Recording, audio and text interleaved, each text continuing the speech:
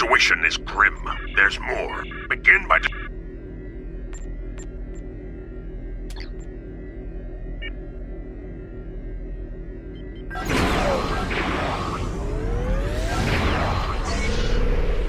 State the nature of the emergency.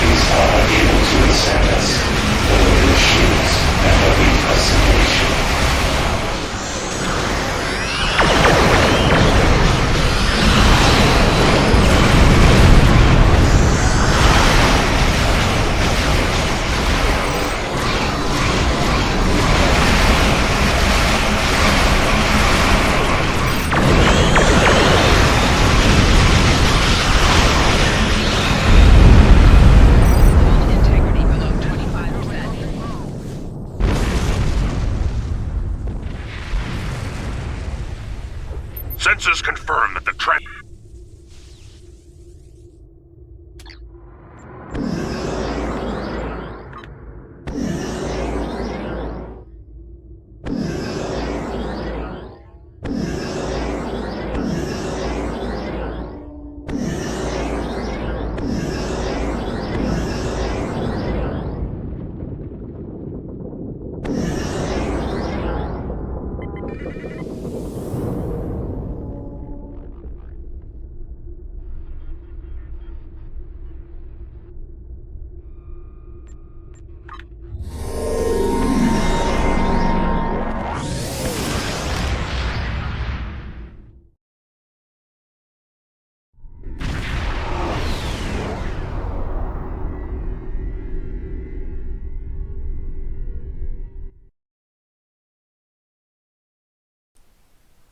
Right guys, I'm just having a look at the parser here, I won't be a second.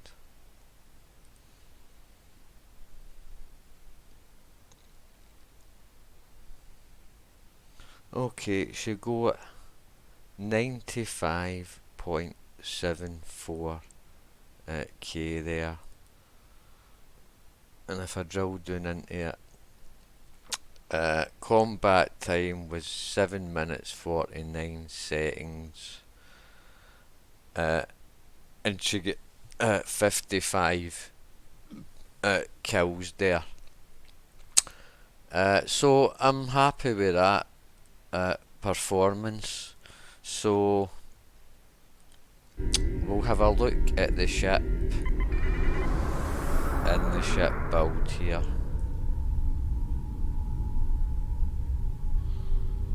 Okay. Right, so just got this ship today, guys. It's the event reward ship, this Risian luxury cruiser T6. Okay, so I think you'd agree there that that was a decent performance for a T6 cruiser. So we'll have a quick look at the build. So as I say, hopefully most of you guys will have this ship or will get the ship before the end of the event, and you've still got like another 10 days, so there's plenty of time. So let's have a look at the ship then. Right, so she's a cruiser, and that means that she's got a cruiser mastery package, which I've still not actually fully unlocked her trait there, but it's a standard cruiser mastery package you'll get. So it's plus 25 physical and kinetic damage resistance. You'll get increased hull regen. Enhanced hull plating is energy and radiation damage resistance, and then armoured hull is 10% hit points. The mastery of the ship, which I've no unlocked yet, is leisurely pace. So while you're at low throttle, once every 5 seconds you can get up to 4 stacks, 15 starship exotic particle generator, and 15 starship control expertise. Okay, right, so she's a 4-4 weapons configuration, and I would point out that because she's a standard cruiser, not a battle cruiser, she cannot mount dual cannons or dual heavy cannons, so you will be restricted to your weapons loadouts in that respect. So I've decided to go for dual beam banks, just simply because I'm not a big fan of beam arrays and broadside, and I prefer, even in 4-4 layouts, to go for forward firing builds, provided you can get enough turn rate out the ship, because they do a lot more damage. Dual beam banks do a lot more damage than beam arrays, guys. Okay, so it's a morphogenic Polaron build that I was using. So I've got 3 crafted Polaron dual beam banks there. Just bear with me a second, I'm going to just disable my voice attack here. Okay, so we've got the 3 crafted Polaron dual beam banks, and then I've got the morphogenic Polaron energy torpedo from the morphogenic set. Deflector is the Discovery deflector from the Discovery Reputation. I've got my competitive impulse engines, elite fleet plasma integrated work core from the fleet. And then I've got the second part of the Discovery set is the Tilly shields.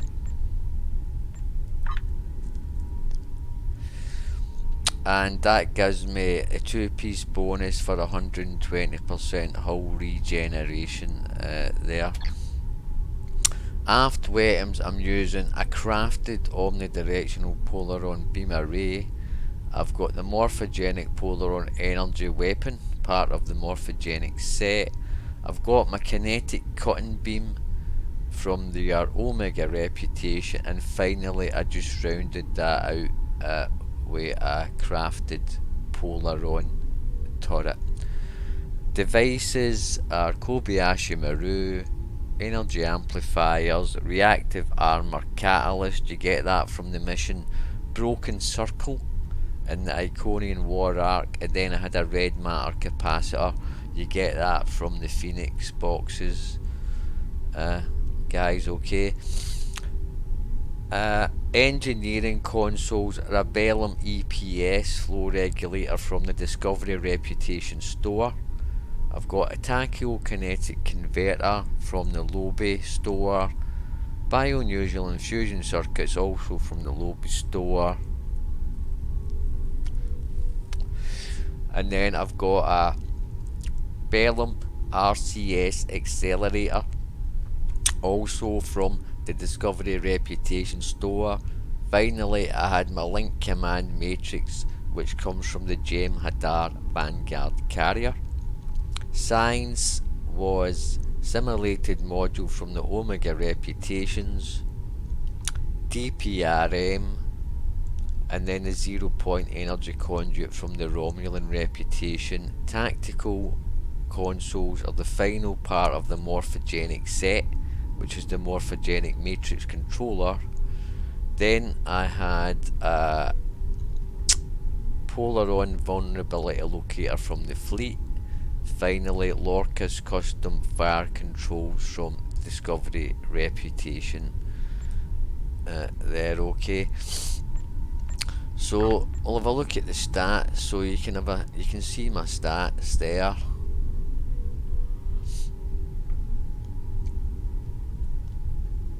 Okay, and stations on this ship comes with a Lieutenant Commander Universal Temporal Operative Station, which I've got slotted as a tactical. I've got a Torpedo Spread 3, Cannons Rapid Fire 1, and then Heisenberg Amplifier 1, which is a temporal operative ability. Then I've got Lieutenant Commander Tactical Beam Overload 3, Attack Pattern Beta 1, and Chemosite Laced Weaponry 1. Then we've got a Commander Engineering, and I've got a Directed Energy Modulation 3, Emergency Weapon to Power 3, Auxiliary Power to Emergency Battery 1, and Let It Go 1. Then we've got an Ensign Engineering, and I've got an Engineering team slotted. We've got a Lieutenant Science, and I've got a Photonic Officer 1 and a Hazard Emitters 1. So as you'll notice here, I've went again for the half bat build on this ship, guys, right? So between the Aux to Power, Aux to Bat 1 and the Photonic Officer 1, that will put my BOF abilities on a global cooldown there, okay? And in my active space roster here, I've got 3 Aux to Bat technicians, which I farmed at the Batran cluster, and then I've got 3 torpedo cooldown officers. and that helps with the morphogenic torpedo because it's got quite a long cooldown. Okay, so have a look at the ship here. The only visuals I got equipped there is the impulse engine, soul defense, which I'll unequip. So this is what she's gonna be looking like out of the box, guys. Okay, very aesthetically pleasing ship, I would say. I don't really have any criticisms about the way the ship looks. The only thing I would say is, being a cruiser, she does have a lower, impulse and turn rate. Now, if you're gonna want to do a forward firing build, which I do recommend on this ship, you're gonna need to get a decent turn rate. If you notice, I'm at full throttle and I'm up at 27.8 degrees per second. I've said before and I'll say again, for an effective forward firing build, you're looking to get about 20 degrees per second minimum. So I'm well above that, and as you've seen, I didn't have any problem turning to keep enemies in my forward arc to get the use of those dual beam banks, guys. Okay, so you might want to keep that in mind. If you are using a beam array build and you fancy something different, sure, as you've seen there, forward firing build, she can be extremely powerful with that.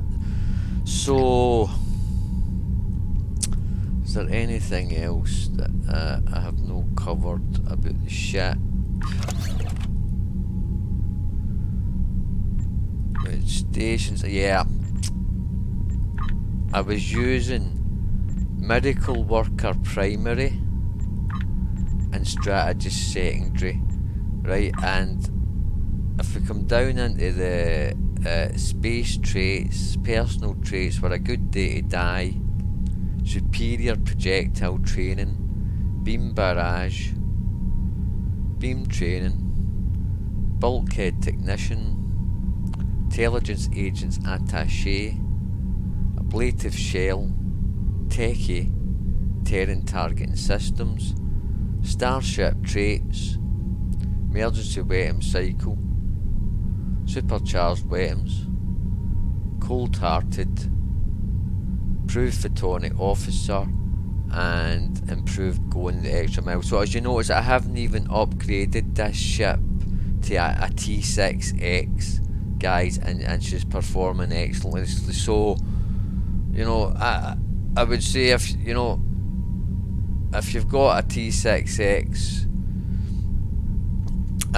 obviously she doesn't have a fleet version. She does come with full end game stats with 11 consoles, but if you want even more performance suitor, then you can always go for a T6X upgrade, which I might well do myself, although there's no particular need to be doing that. To be fair, she's doing plenty of damage for a cruiser. Again, as I said, she's just a standard cruiser, not a battle cruiser. She's no designed, as you can see there, to be doing. She's no, as I say, no a DPS ship. She's an engineering ship with a commander engineering. So I'm very happy with that performance of the ship. And for a free ship, she's one of the better ones in my opinion. No the best one for DPS, but she's a good balanced ship. She can dish out the damage and she can take plenty of damage. And there's, to be honest, I'm trying to think of any real, I can't really think of any serious criticism for the ship. An excellent free ship, guys. So if you've no got the ship there, just keep going in every day, do whatever you want. Flying high is my preferred method to get it all done with quickly, but whatever you do, try and get the ship. She's a very good ship, and we'll just have a quick look as well. I should have her in my Admiralty slots now. Right, let's have a look, see if we can see her. Got that many ships these days.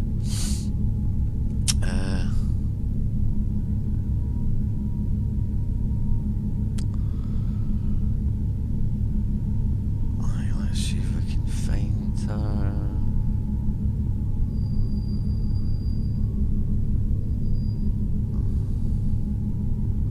And I don't know, it's... Oh, there she is there, right, so it has added it. Right, so very, very nice there. She's got four rarity stars there.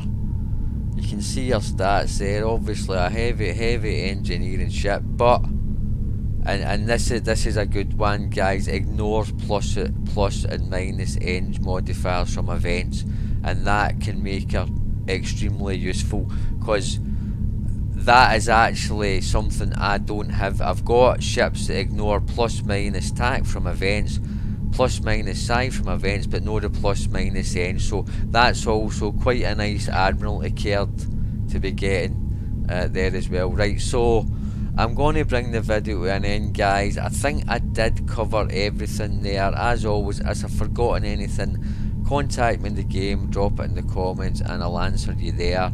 In the meantime, I wish you all good luck and good hunting then. Bye.